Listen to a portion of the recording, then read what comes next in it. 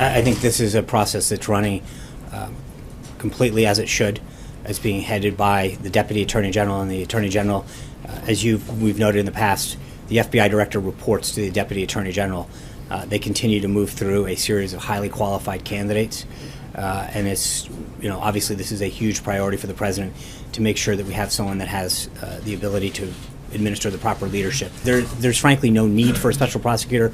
We've discussed this before. You have two Senate committees that are looking into this. The FBI is conducting their own review, and I think if you even look at what Acting Director McCabe said last week, he made it very clear that they have the resources that they need, and that the work continues.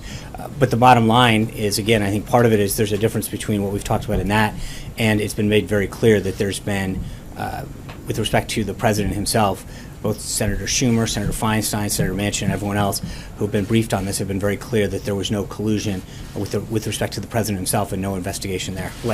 Is the White House intending to cooperate with those requests and furnish that information as requested in writing? I think I made it clear last week that the President has nothing further on that. Hunter. Wait, Sean. Does that mean that the President will deny I think that I said, I was very clear that the President would have nothing further on that last week.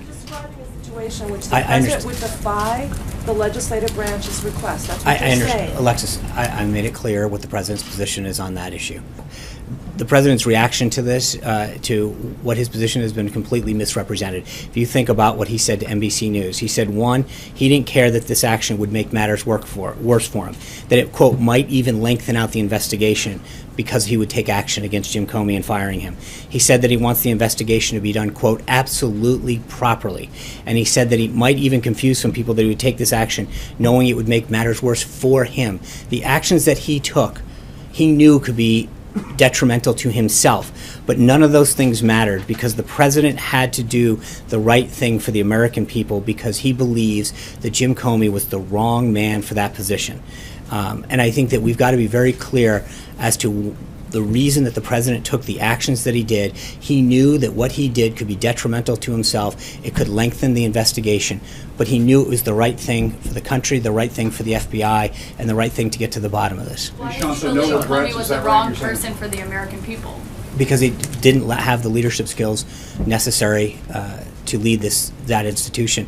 And as he said in the statement at the time, the FBI is the crown jewel of law enforcement, and they deserve a leader that can properly lead the institution. Thank you guys very much. I'll see you tomorrow. Thank you. Give us the special prosecutor.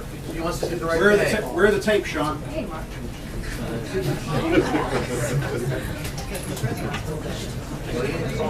Yeah, she said.